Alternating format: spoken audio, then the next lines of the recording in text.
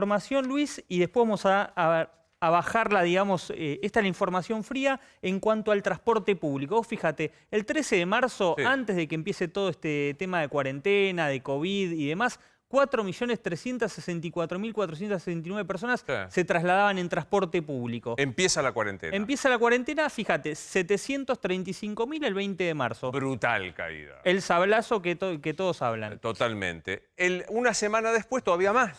Todavía Bajaba más, bajó un poquitito más. Sí, bien. Este número, 635.000, empezó a subir a medida que fue pasando la cuarentena, se empezaron a flexibilizar todas las actividades y llegamos a junio con un número tampoco tan alto, vos fíjate, porque se estaba respetando el tema de que subías al transporte público solo si eras Claro. esencial. Pero fíjate, ¿no? Marzo, abril, mayo y junio con 1 millón. Era aceptable, o sea, el cumplimiento Sí, de por la supuesto. circulación de transporte público federal era aceptable. Fíjate que es más o menos 25%, que es lo que nosotros siempre declarábamos, 25-30%. Claro, Ahora- ahora vamos acá, claro. Empezó la nueva cuarentena, la nueva fase. Fíjate que el número del 2 de julio es muy similar al del 20 de marzo. ¿Qué quiere decir? Que en el transporte público la cuarentena se está cumpliendo, pero todos salimos a la calle en el AMBA, todos vemos muchos más autos, todos vemos mucha más circulación interbarrial, interdistrital, en el conurbano mismo. Los intendentes dicen que bajó muchísimo, bajó casi el 50% la circulación en los barrios, pero igual sigue estando Pero alta. fíjate esto interesante, ¿no? Que esta es la semana. Esto que están viendo ustedes aquí en rojo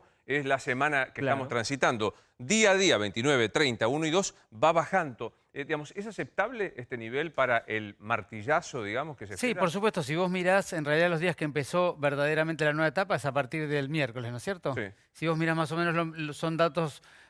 Sí, sí, el 1 de julio, ¿verdad? Sí. Son datos similares a los que veníamos teniendo allá en marzo, ¿no es cierto? Y digamos, ahí la preocupación respecto de la circulación sigue siendo el transporte público. Sí, digamos, el transporte público en general está muy similar a lo que fue en marzo. Tal vez lo que hay un poco más es la gente en la calle. En la primera parte de marzo la gente no salía por ningún motivo y ahora es más común ver gente en la vereda caminando, sobre todo las grandes avenidas y demás. ¿Y esto te preocupa, no te preocupa? ¿Te parece que...? No. Vos, si aspirases, ¿aspirarías al 19 de marzo? ¿En qué sentido? Cuando se secó, feo verbo, ¿se secó la calle de gente? Yo te diría que con la cuarentena tal cual estamos ahora, si sostenemos esto durante las 2 semanas que viene, es una cuarentena muy razonable para el momento que estamos viviendo. No me parece que estemos fuera de lo que esperábamos tener. ¿Hay todavía como un tironeo entre la provincia y la ciudad respecto de...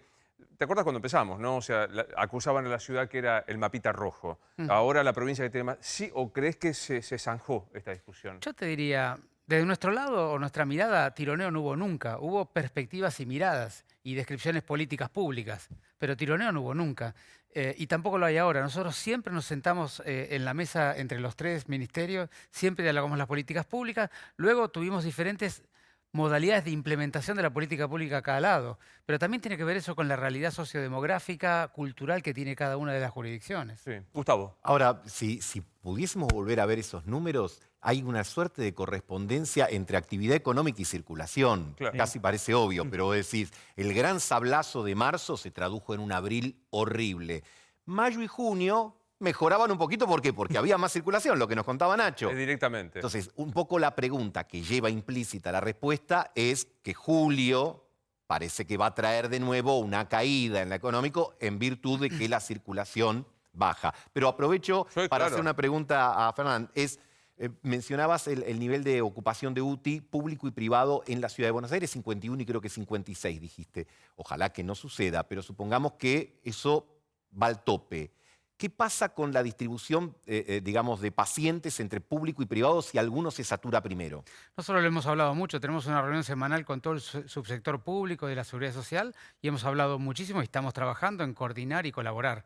De manera que si hiciera falta en cualquiera de los 2 subsectores, colaboraríamos entre nosotros. Es un tema del cuidado de la salud, de la vida ciudadana. No, Pero no es un punto. consociativo, no es que uno decide, en este caso ustedes, el poder político, dice, Claro, bueno, a ver, acá. entonces No. acá, allá, de allá, acá. Coordinación y colaboración. De eso se trata esta pandemia. Coordinación y colaboración. ¿Qué pasa, Fernán, con el tema del personal? Porque también aprendimos que no solo hacen falta las camas de terapia intensiva, sino personal que esté en condiciones de operar, que está operando, personal que se cansa, personal que incluso se contagia. ¿En qué nivel está eso? Por supuesto, es uno de los temas más críticos de esta pandemia. Cuidar al equipo de salud que pueda sobrepasar y acompañar todo este proceso de intenso trabajo, estrés, angustia, a veces preocupación o miedo, que no se enfermen y que puedan seguir cada uno en su trabajo a la dinámica que van. Nosotros hemos reestructurado muchísimo los equipos de trabajo, de tal modo que siempre hayan pequeños grupos trabajando en diferentes horarios para que cuando alguno pudiera tener la enfermedad, el resto no se contagie.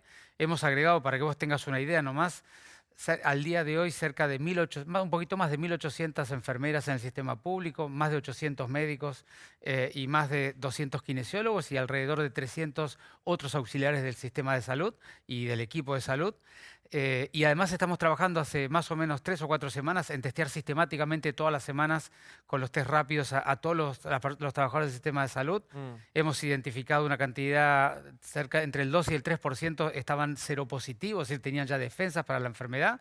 Y hemos identificado cerca de 340 personas con PCR positiva asintomáticas trabajando en el sistema de salud con esta metodología de testear una vez por semana a todo el mundo. Y lo más posible, claro. Efectivamente. Entonces, todas estas estrategias de testeo sistemático, de rediseño del trabajo en pequeños grupos, de aumentar el soporte y la cantidad de gente que está trabajando, son todas metodologías para mitigar el problema que obviamente no lo vamos a resolver porque es muy crítico. Fernán, hay